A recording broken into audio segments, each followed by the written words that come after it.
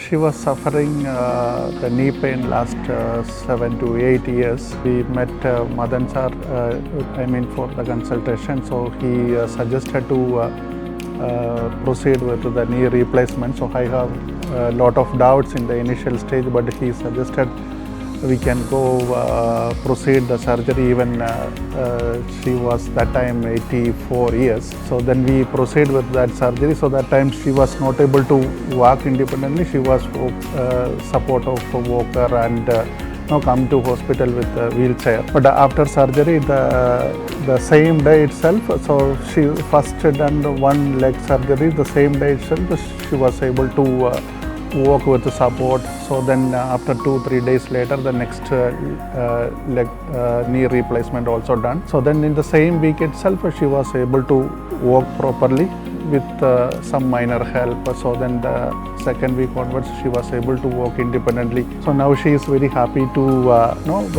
did all this her all activities independently. So she can able to walk and do that regular activities always.